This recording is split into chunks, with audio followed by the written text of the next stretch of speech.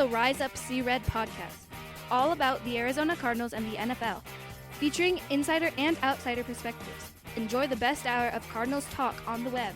Now here are your hosts, Jess Root and Seth Cox.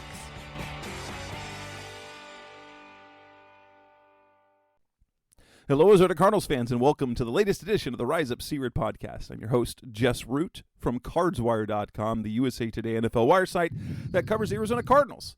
And on the line with me is my co-host, Seth Cox, from RevengeOfTheBirds.com, the Arizona Cardinals site from SB Nation, and also one of the hosts of the original Draft Breakdown podcast. And we're here to talk about Arizona Cardinals football as they enter the bye week on episode 383. Yes, we're clear coming up on 400 shows since 2013 or whenever it was we started the show way back when it was Revenge of the Birds Radio, and even before Seth was on the show, because I started with a couple of guys for a bit, then Seth joined, and we've been doing this for a long time, but we don't have happy things to talk about in this episode because, the Cardinals stink. And even when they don't stink, they still lose, right?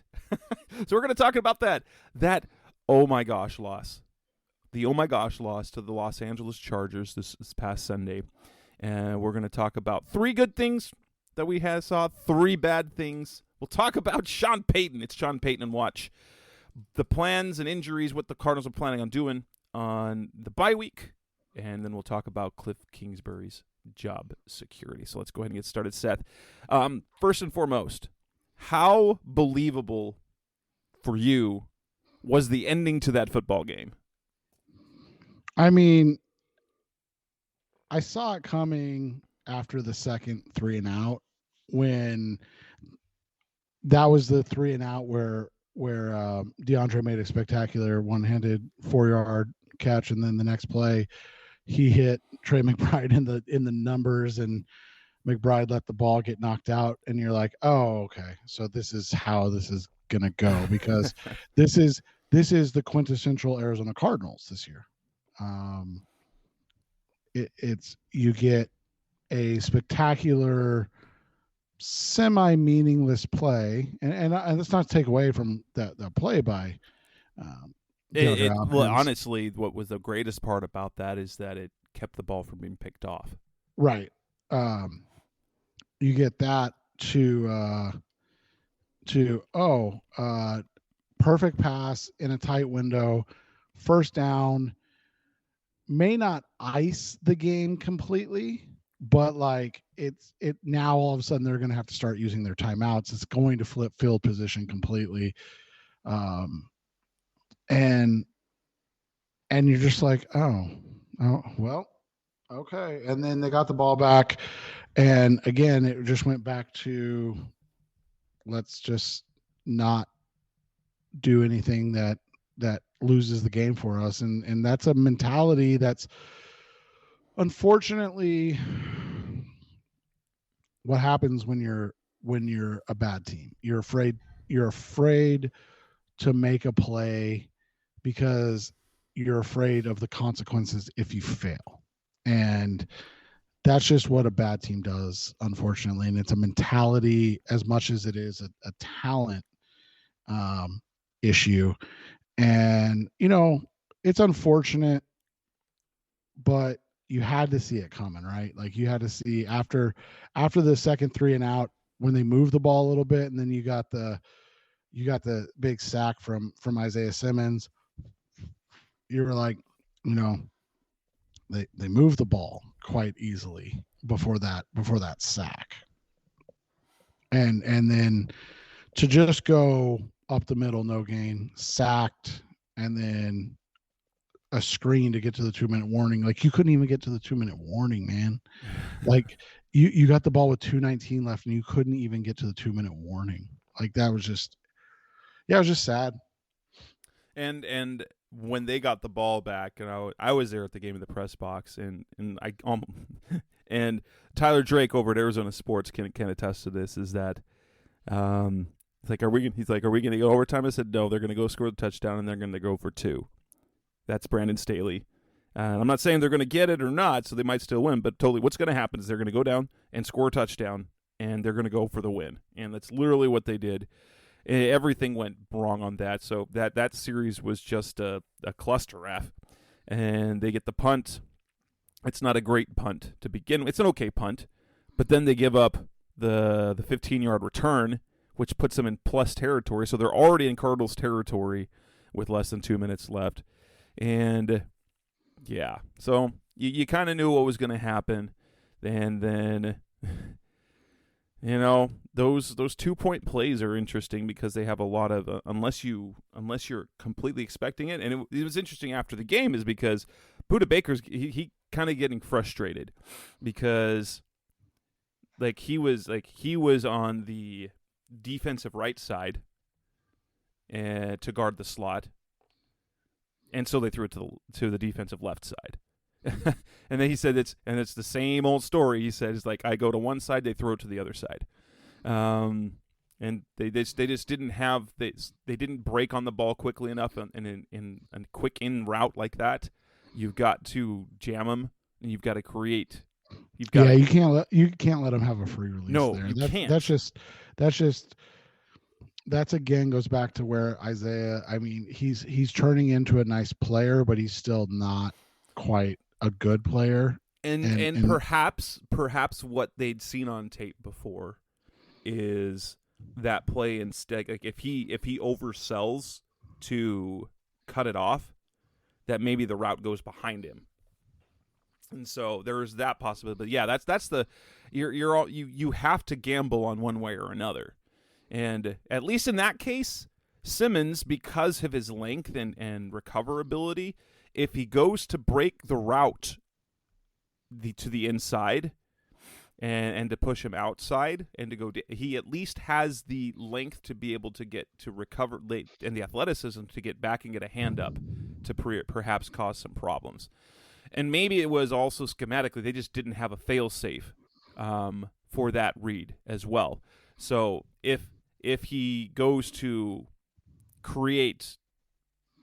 goes and bumps the receiver immediately coming off the line of scrimmage, they might not have had it there. That schematically they didn't have the help behind him if the route went a different direction. Who knows? But yeah, let's start about. But yeah, it was and the way I described that game afterwards, like, this is a typical Chargers game.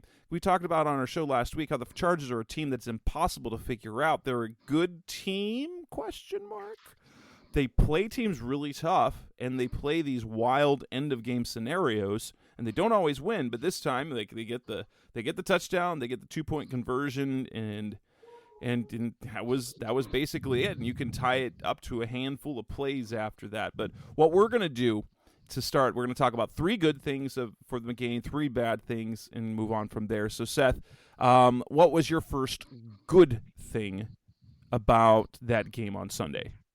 I thought, for 3.5 quarters, the running game looked really strong, even with 4 backup offensive linemen. Obviously, now we know Josh Jones is the starting left tackle for the rest of the season, so it'll be, a good thing to see him get to play. But I thought, I think getting production from the running game in that scenario where you were kind of just able to impose your will up front for 3.5 quarters was a strong thing. I mean, you look at it, they ran 34 times for 181 yards. It was just only getting in the end zone one time running the football that really hurt. And, those are the things that you come back and you look at and you say, hey, how do you lose that game? And that's what it is. So, but like being able to have a dominant run game is always good to see. Yeah. For me, that was something as well.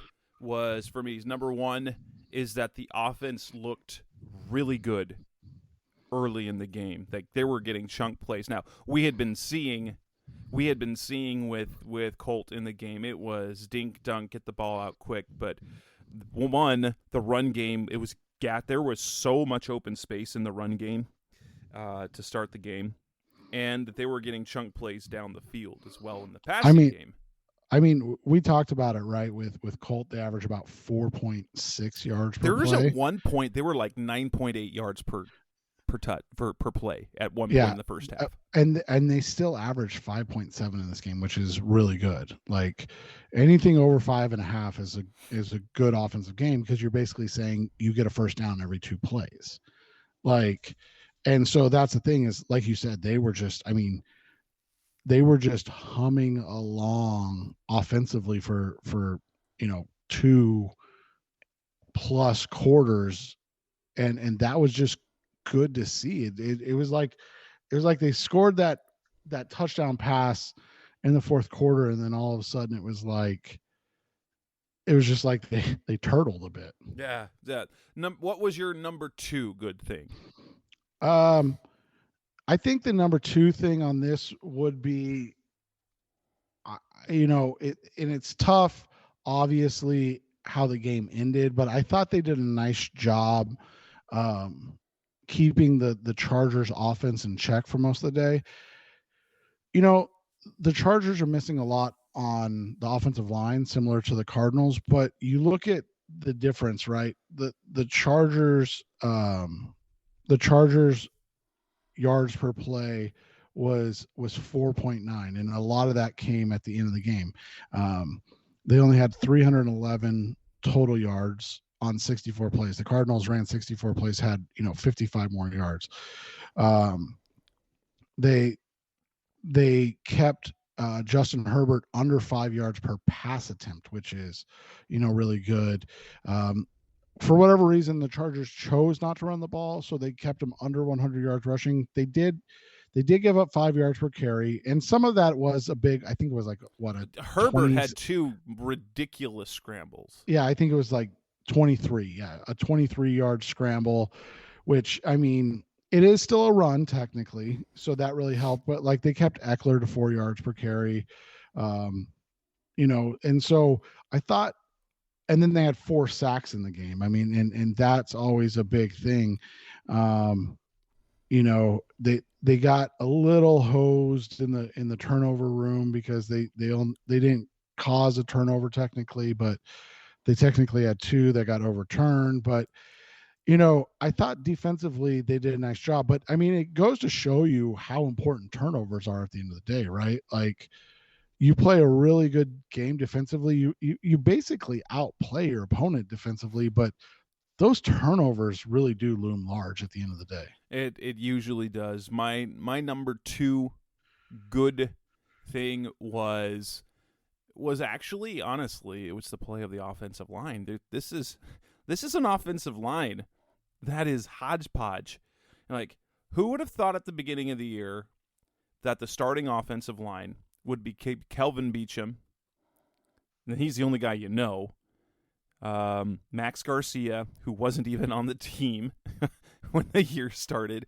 So you got Max Garcia, Billy Price, also wasn't on the team, Rashad Coward, a guy no one had ever heard of that came in the last 2 preseason games, and Josh Jones. And by the way, Rashad Coward was actually a defensive lineman, I think, as recently as last season, or it might have been 2 seasons ago.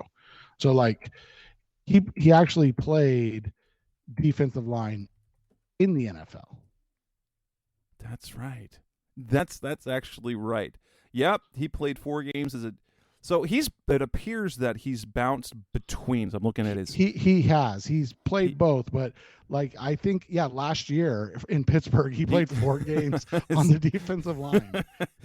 He started as a D tackle, as a defensive lineman in Chicago. They moved him to guard. He played guard for 2 years, and then went back to defensive tackle.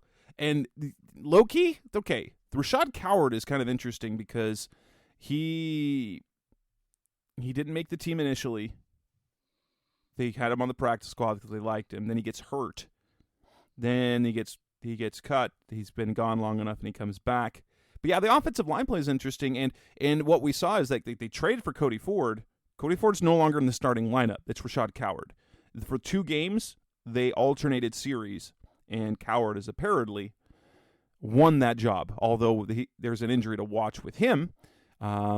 He finished the game, played every snap, but he went to halftime. He went to the locker room 30 seconds before everyone else. I saw him after the game in the locker room. He had ice on either his right pec or shoulder. So that's something to, luckily for the bye, but that's an interesting thing. So my number 2 is the offensive line play because, well, one, you look at the run game. Now we know that the Chargers are a terrible run defense, but there was so much space in the running game for the first 2.5 quarters. And then you also go to the only sack that they gave up was a corner blitz. And so you can't really complain about the offensive line play when you rush for 181 yards and you only give up one sack. And that again, that's not a one-on-one against one of the front 7. It was a corner blitz. Yeah, and so I'm with you. I think the offensive line played a great game. I thought the defense played a good game, and that's why it's interesting that they lost this game because, the third thing I would say I took from this is that this offense is going to be fun to watch once they are up to speed and kind of in sync with everybody, but it does worry me a little bit if guys are going to check out now that they're 4-8. Yeah, my number 3 is, and it wasn't anything about the play. They both made impactful stuff in the game, but was Hollywood and Hopkins on the field at the same time. Finally this season. It took to week 12, but they were finally on the field together. And Brown played darn near every snap, and he was coming off of IR and was supposed to be limited. Hopkins was limited a little bit, so he played a little bit fewer snaps than he normally would. But you could still tell that if they could just get everybody healthy, this would be something fun to watch. But yeah, and so those are the good things. So coming up next on the Rise Up C-Red podcast, the best of Cardinals talk on the web, let's talk about what are the things we didn't like. Our three bad things. That's coming up next on Rise Up C-Red. We're back on the Rise Up C-Red podcast, the best of Cardinals talk on the web.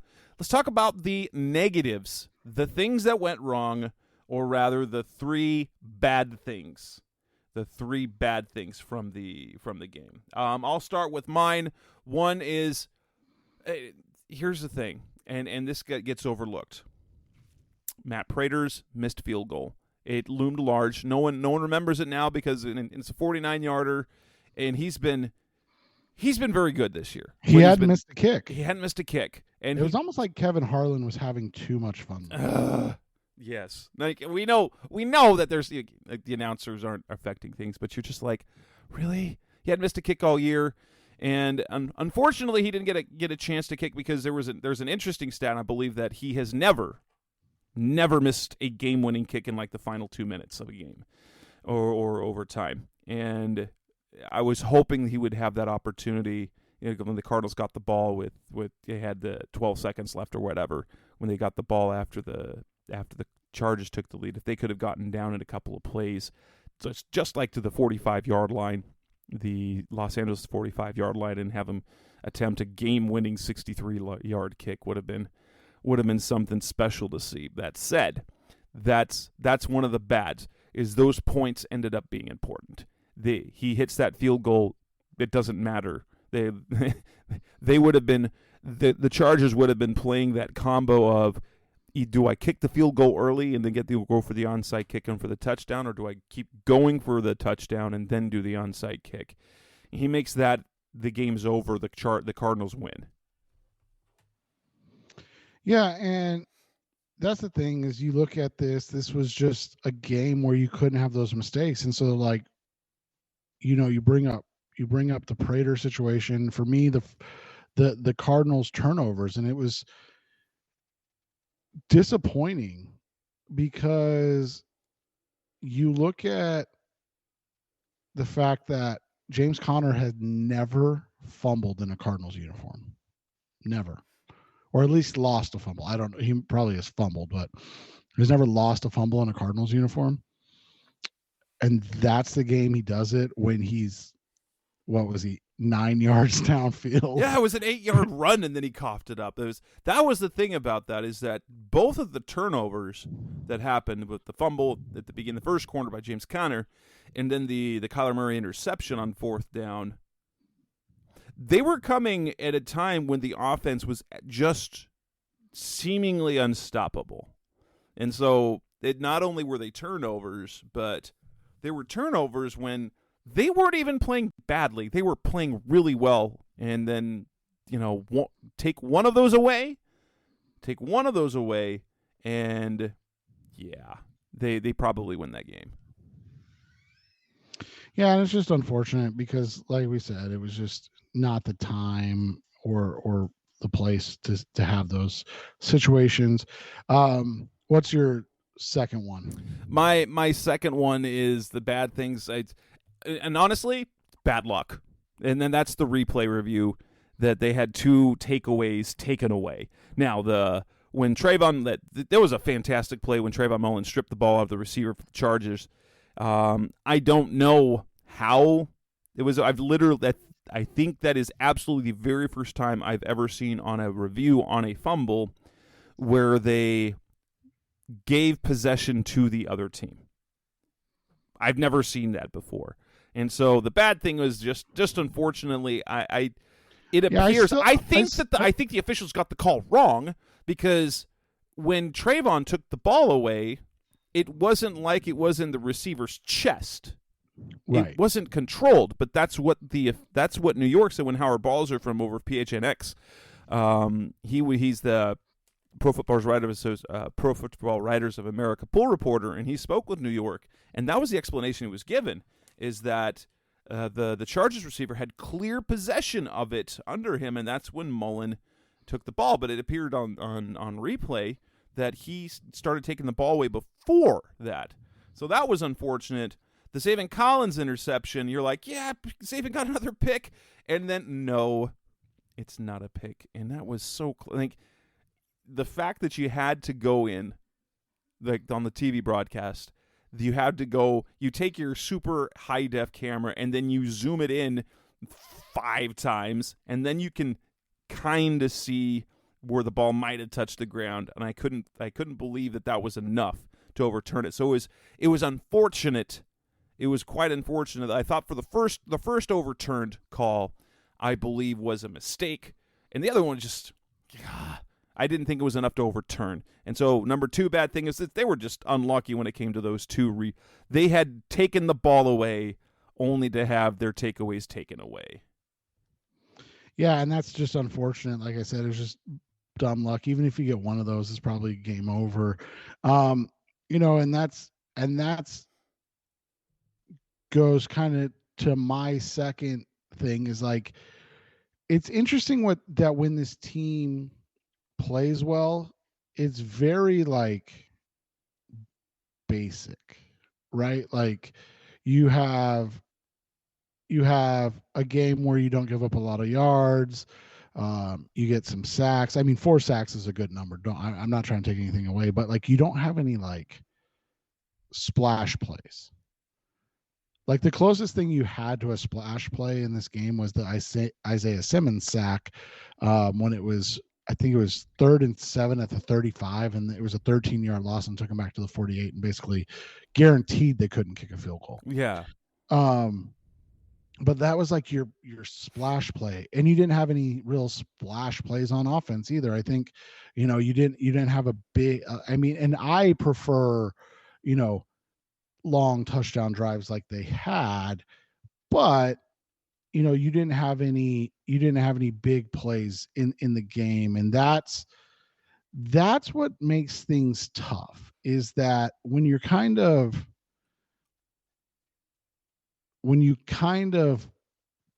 plod along, if you will, you're having to continue to be perfect. And we saw on those last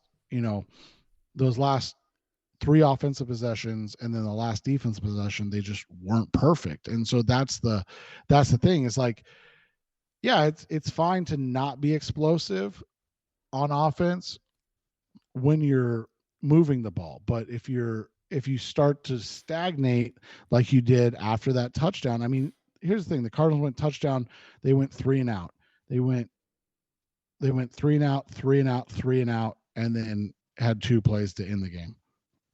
Like literally, they ran 11 plays after they ran or had an 11-play 75-yard drive. So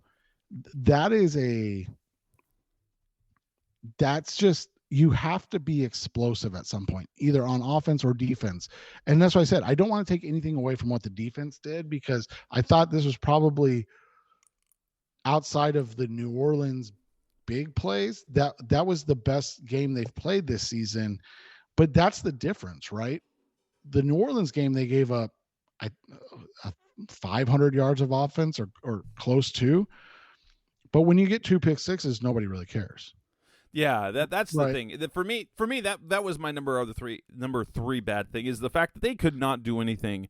They were unable, for as much as they were able to move the ball for 3 quarters, how they could suddenly not move the ball. And it was very uncharacteristic of them, because the one thing that the Cardinals have done under Kliff Kingsbury especially is that they've been able to close out games well and run the ball well late in the game with leads. And that absolutely, they stonewalled. I don't know if it was so much what the Chargers had adjusted, but it felt like all the space went away. There were some very fun, interesting run concepts that they ran in the first half, with a lot of basically where they created a lot of interference that allowed Connor to break free and get an open space. And then suddenly, I don't know if it was play calling, defensive adjustments, but just they couldn't run the ball anymore. And then other, stupid mistakes, the sack by the goal line, the missed play by McBride. It's just a consistently that they can't put it all together. But you play well offensively for 3 quarters, and then you suddenly are the 2018 Cardinals again. Yeah, and that's just, it's just unfortunate. And so, and that would be my third thing. And you're just not getting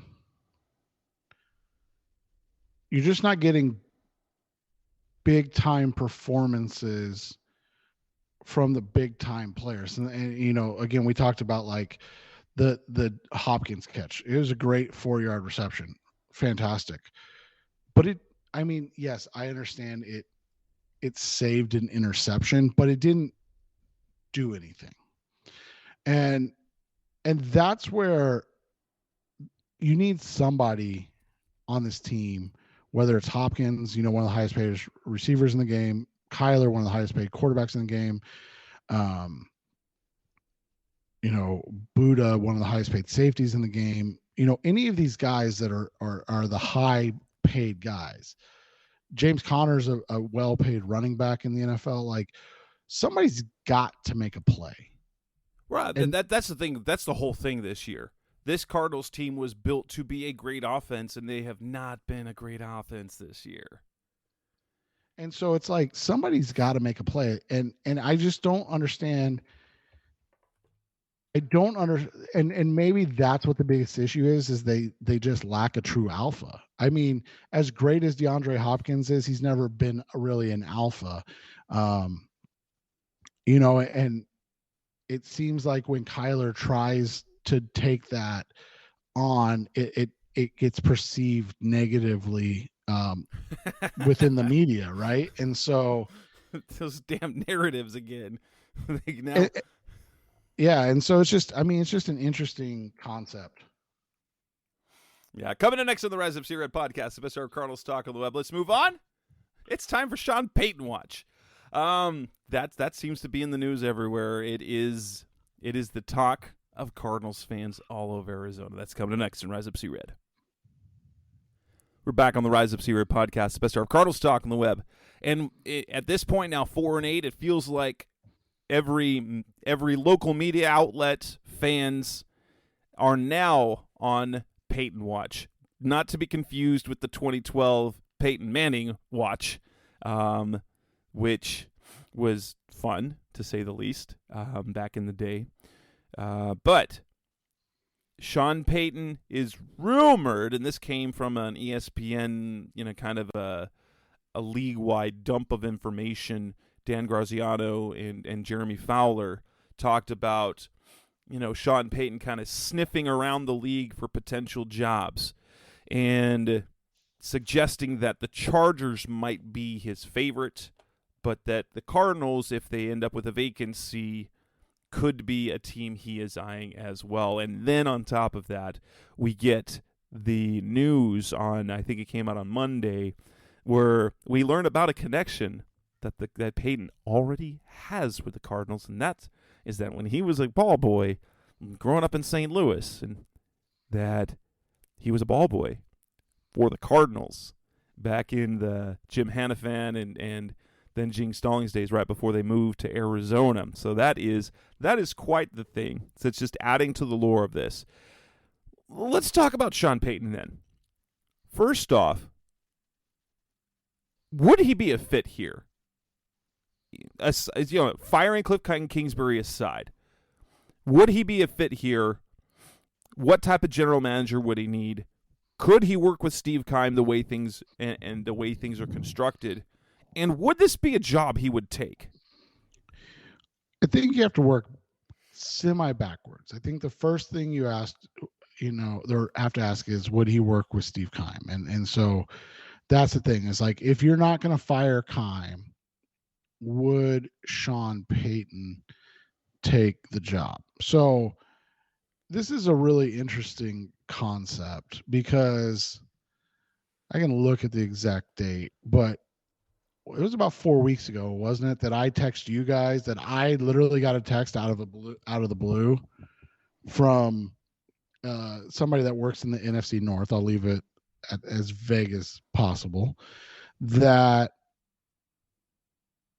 Sean Payton was interested in the Cardinals.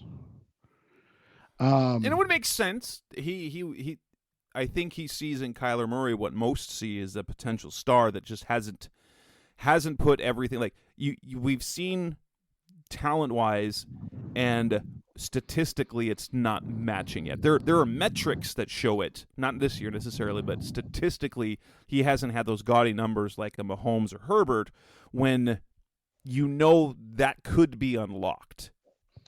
And so the one aspect that made me nervous about this kind of report was that he wants kind of complete autonomy or full control. And so when you look at the question about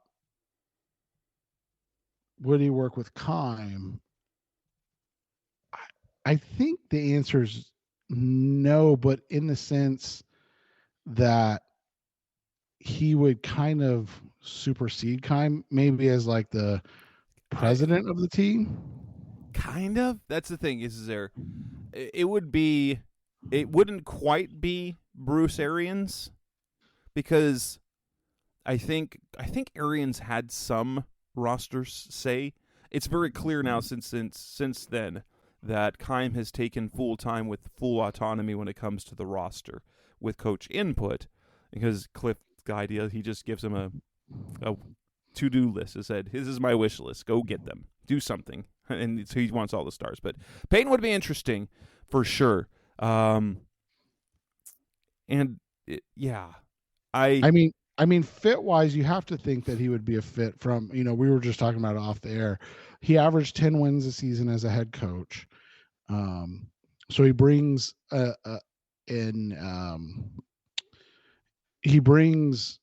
something that Kliff, quite frankly, never had. And it wasn't an issue for you and I, but it can be an issue for a lot of veterans, and that's credibility, right? Like, he's got a winning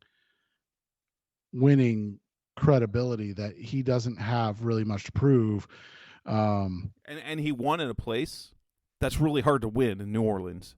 Right. And he won in a place that was similar to Arizona, where he set the standard, and now they're trying to replicate it, futilely. And so, I think he would come here with the idea that he would kind of be the king of the castle, so to speak. I'm curious to you, is that, I mean, so like if you're talking in the sense of like John Gruden, Mike McCarthy, in the sense of, 10 years, 100 million, and they're the guys that get a lot of, a lot, if not all, say. Of that trio, I'm most comfortable with Sean Payton. Well, and they allegedly did offer that to Mike McCarthy, again, going back to 2019, right after they fired Steve Wilkes. Because remember, McCarthy was let go right before the him. Cardinals got him fired, basically. Yeah. And so, we say allegedly because, obviously there's no way to know for sure. But so they allegedly offered that. And that's, I think that would be what he being Peyton would expect, and that would be the way he would come here. To me, that's always concerning in a sense, just because you're talking about, does that always work? And I will say this, the Cowboys have been good under McCarthy, so I don't think you can complain too much about that, can you? No, I mean, I know Cowboys fans do, but but so, and then I'm interested. I mean, obviously the end of the Gruden era was something, but they weren't awful in his tenure, were they? Before he he actually, it looked bad to start, but yeah. So he went 4-12, and then he got them to 7-9, and then they moved to Oakland. He went 8-8, and then they were 3-2 after he was unceremoniously let go for something that he that's still something that makes me laugh to this day. So for something that he wrote when he was working for ESPN. For ESPN, that was being investigated. That had an investigation that had nothing to do with him. Like, that's the funniest part. Collateral damage, I believe that's what they call that.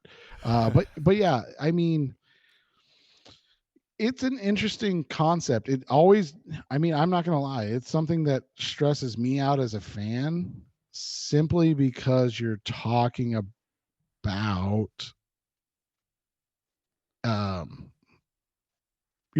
I mean, I know people aren't a huge fan of Kliff, but the hiring of Kliff wasn't a Hail Mary. And the reason I say that is because that was literally the best they could do. And so, I'm not trying to be negative. I'm not trying to say anything, but that was the best they can do. Basically saying, hey, Sean, save us from being the Cardinals. That's a Hail Mary when you're talking about, and I don't know if he'd want 10-100. I'm speculating that I would guess he would expect something in that realm. You also have to remember too, they'd have to give up draft picks. For sure, because through 2024, the Saints still own his rights because his contract was through 2024. So yeah, so I mean, you're talking you probably have to give up, I mean, a third. I wouldn't have any idea. Like for Bruce Arians to come out of retirement and go to the Bucs, it was a pick swap. So the Cardinals got a 6th rounder for their 7th rounder.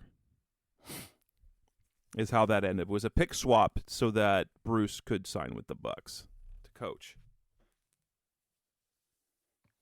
I'm looking right now because I'm curious what they were. Herm Edwards to Kansas City, but that was a long time ago. That was forever ago. Gruden to Tampa, but that was a long time ago. Parcells. Yeah, I mean, there hasn't been one real recently. Yeah, I mean, I don't know, maybe they would be comfortable doing like a fifth for a sixth type of swap or a fifth for a seventh. I honestly don't know. Like, I just don't know, because here's the thing is, it's not like they're playing well. So it's a little, I mean, the Cardinals weren't playing well either, but so I mean, they let it happen with Bruce. So I think sometimes I mean, that's the thing is, like, I would think that they would be able to get it done. It's just, I don't know. It's a tough one. But I mean, so let's say it's a 6th-round pick and 10 years, 100 million. Like I said, that's a Hail Mary. Yeah, totally. I mean, if it doesn't work, you're basically set back for 7 seasons. Yeah.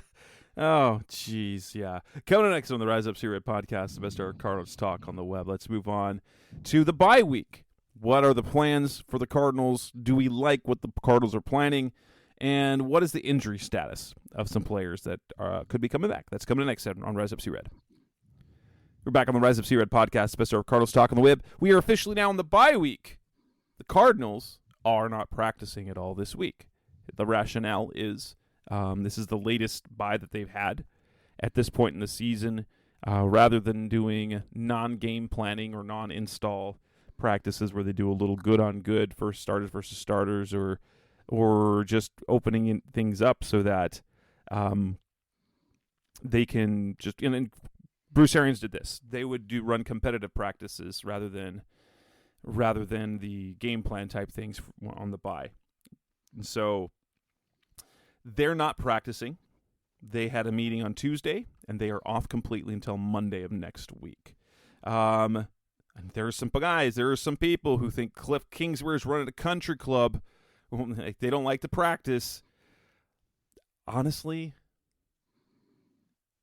with the way they've been getting people hurt, and if it wasn't, they need the time off away from football, but at this point, probably more than they need more reps on the field to go for the stretch run. Yeah, I mean, if they had been playing at a level where it was just fine-tuning things, but a lot of this looks like it's press, like it's almost like pressure, and they just need to get away and like refocus on how they, how they like to play football. Sometimes that's just as important. I don't really have an issue with it. I think they got to just come out and get ready for the final 5 games, and hopefully they play well and play up to their level of ability. And if they were to do that, I think it sets them up. You can say, hey, an 8-9 or 9-8 season and not making the playoffs. Yeah, it's unfortunate. It wasn't the best, but we finished down the stretch like we wanted. And then you can look back and go, oh man, can you imagine if they would have won that Chargers game? Oh geez. So yeah, and now the injury status is interesting because now the Cardinals now lose DJ Humphries for the rest of the year. He has a back injury that's kept him out for the last 3 games, and now he is on injured reserve, and he was announced by Kliff Kingsbury he will not return this season. But Kliff said on Monday that there is some hope that they will get either or Rodney Hudson or Will Hernandez back on after the bye, back on the field from practice, and that's promising. Now they still have to miss one more game. Both of them do. Will Hernandez and Rodney Hudson, they went on IR after the Saints game, and so they've played 3 games. So wait, well, did they? How did they miss? I think they missed. So missed 10. Oh yeah, they missed weeks 10, 11, and 12, and on IR. So they still have to miss the Patriots game, but this will fly in the face of those who think that Rodney Hudson is just out there collecting a paycheck. Dude's trying to play. It's a bad knee. And the fact that he's trying to come back is helpful, to at least for the perception of him as a player. Well, and like I said, it's one of those situations too, man, that you look at it, and I'm not trying to take a shot at Rodney Hudson because it's admirable that he's even attempting to come back. A 34-year-oldish, 34-ish year old, 330 pounder is trying to, maintain his weight while rehabbing a knee so he can get back and play. Like it's a lot to ask and expect, man. Yeah. And so I'm not surprised that I shouldn't say that. I won't be surprised if it doesn't come to fruition because it's just a lot to ask a guy. Well, and the fact is that I believe at this point that one of the reasons why he hadn't committed to playing is because the knee was an issue. The knee was an issue all through training camp. They were trying to get him through. Well, and whether it's his knee or just his health in general, and like guys know their bodies better than we do, and that's why like when a guy says he's hurt, I'm never going to question it. Like it's just a flat out like I'm just like no, not going to question it. Like right. A guy like Rodney Hudson knows his body. He knows what he's feeling, and there's nothing you can do about it. So they could be getting those guys back. Rondell Moore hopefully will be back after the bye. Then you're looking at the injuries to watch. Antonio Hamilton finished the game, but injured his ankle. Hopefully he'll be fine for that. And then have we got any news on Murph? No, nothing yet on him. They're hoping he can come back, and Vance said last week that backs are tricky things, which is really unfortunate. If this becomes something chronic, and hopefully it's more muscle than it is structural. If it's a muscle strain, that's a different story. They just hate getting in. But if you're talking about discs and bulging discs and herniated discs that require potential back surgery, that's when you start to worry about it. Yeah, and that's the thing. I mean, it's been a tough year from an injury standpoint, especially along the offensive line. But then you look at a guy like Murph, who is literally having his best season as a pro, and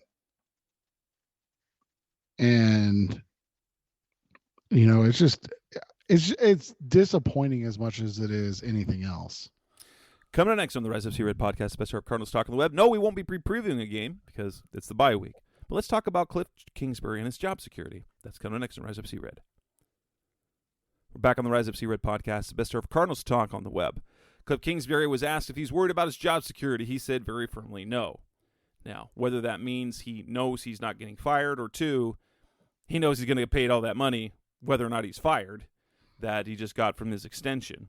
And he will surely have a number of opportunities throughout the league, whether it's a coordinating position, play caller, or could get big bucks at the college levels if he wants to go back to that. But going back to the question, how hot do you think Kingsbury's seat is? And I think the sentiment we have to go with here, for me, is that most people don't like it's hard to fire a guy whose extension hasn't even kicked in. That's the best way I can say it. Yeah, I mean that's the thing, is it would be tough, and yeah, I mean I just don't think he's gonna get fired unless they finish 4-13. I just really don't. Yeah, I think it's gonna be because if you fire Kliff and don't fire Keim, you look like they look dumb. If they don't fire him, there's going to be plenty of people upset. I've always been one to believe a coach should be given the opportunity to get out of any problems that they have, and so I wouldn't mind seeing that. That said, I mean, yeah,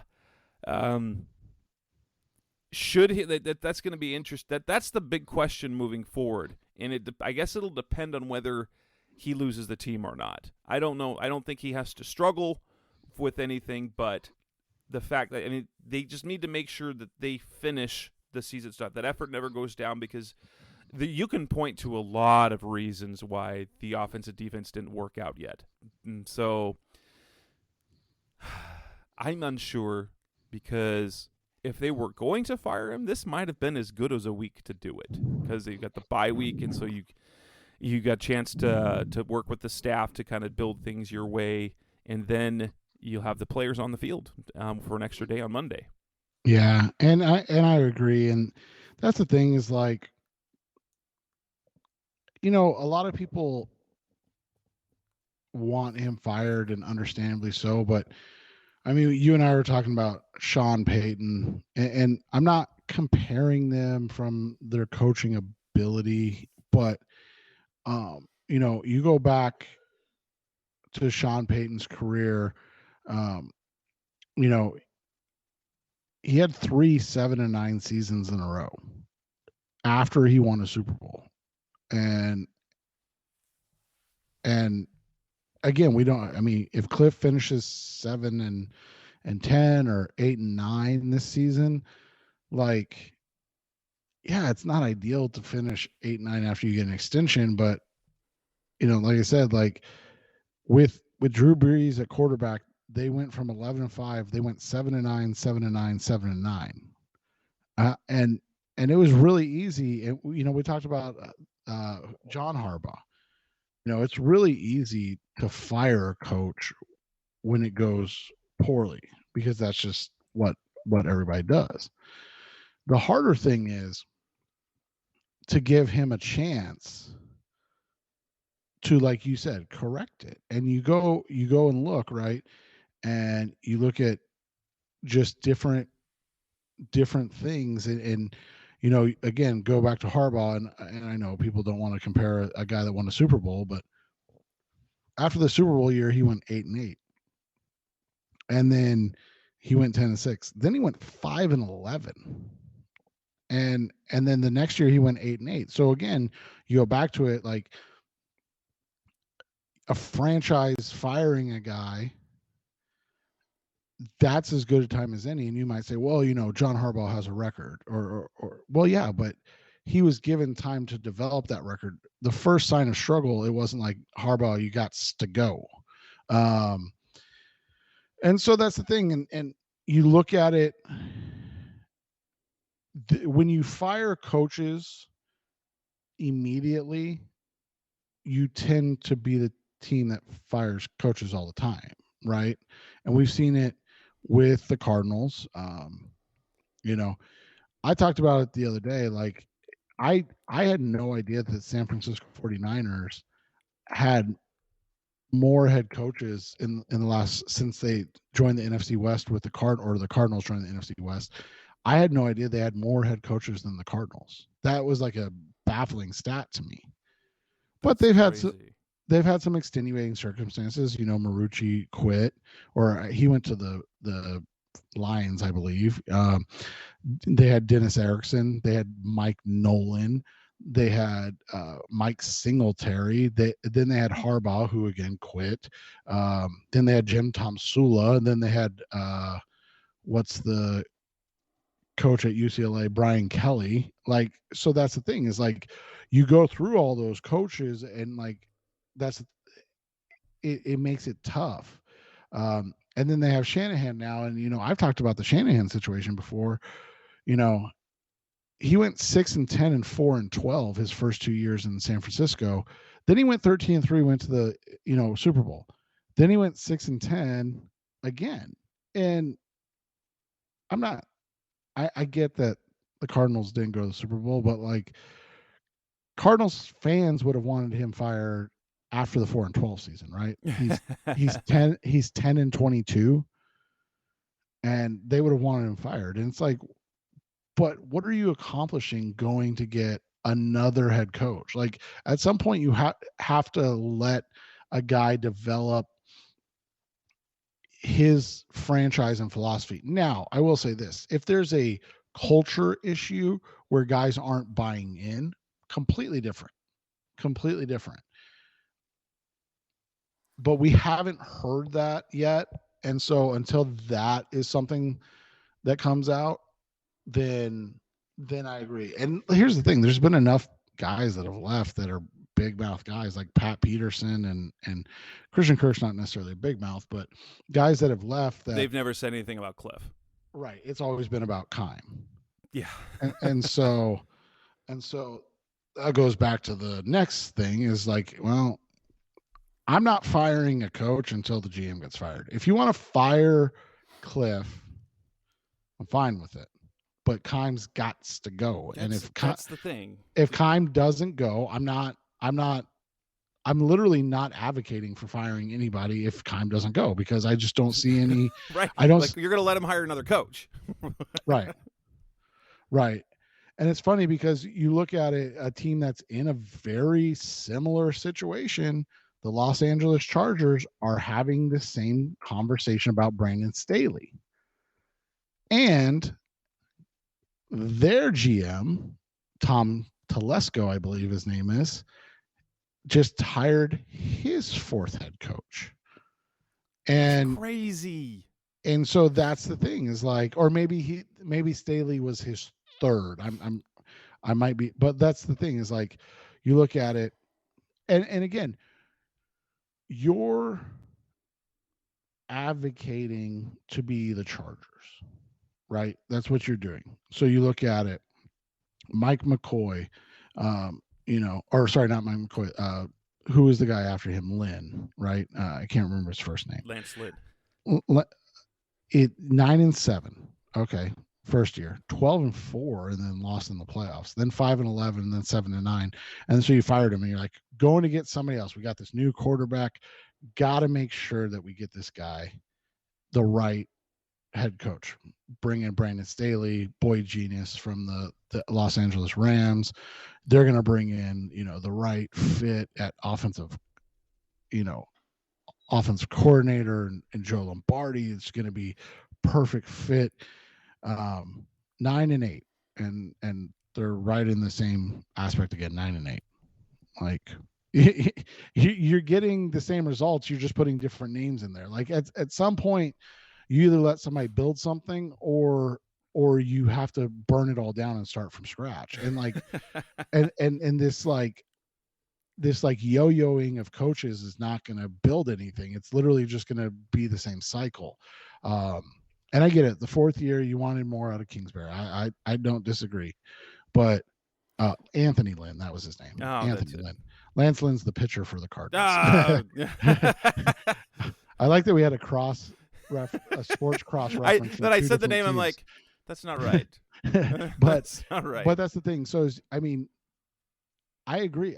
This is literally like going into that vicinity. Went 9-7, 12-4, then 5-11, and then you go 7-9 the next year, and you're like, okay, we got to make a change. And then you make a change, and nothing changes, right? Right. It's just a different guy making those decisions. Yeah, and when you give a guy an extension, you're saying, I'm with you. So yes, we want to win.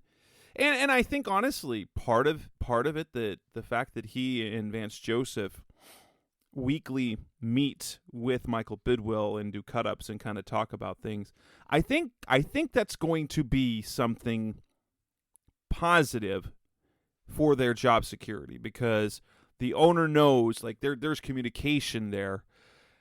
And so I think that's probably what is good, because when you give them a 5-year extension, so the extension actually starts next year, you're telling them, I believe in you, I trust you. So if things haven't gone well, and there's a number of reasons why things haven't gone this well this year, okay, I trust you to get us out. Let them do it. The problem is if they don't, then you're stuck in. But it's literally the case of anything. So Cardinals fans are not going to be happy, but I think he's fairly, like, when he says he's not worried about his job security, that he actually means he's pretty sure that he's not going to get fired. Well, like I said, unless guys like J.J. Watt, DeAndre Hopkins, Rodney Hudson that have been through the ringer, right? I'm not gonna say Kyler just because Kyler, the only coach he's known is Kliff. So, I want the guys that have been around the block, that have experienced a lot, and especially a guy like what's his name, Marquise Brown, right? That's come from a great organization that's considered one of the best organizations run wise in the NFL. You know, what are their thoughts? And like, if they're advocating like, hey, I think you guys need to move on. Okay, that tells me something. But like we said, we haven't heard that at all. Right. And so it just makes it tough for us who are not involved in this to make that decision. And with that, we will wrap this edition of the Rise Up Sierra podcast up. Anticipating likely a show next week, since we'll have to talk about the Patriots. Might be a shorter show, but there'll surely be stuff to talk about at that point. So, again, next week we'll be back on the air. That's Seth Cox. I'm Jess Root. Thanks for listening, as always. Thanks for listening to the latest edition of the Rise Up See Red podcast.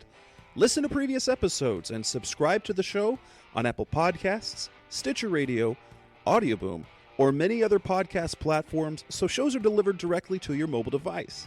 Please give the show a 5-star rating and always support the sponsors who support the show. We'll be back soon for the best hour of Cardinals talk on the web. Rise up, Red Sea, be Red, See Red, and of course, Rise Up, See Red.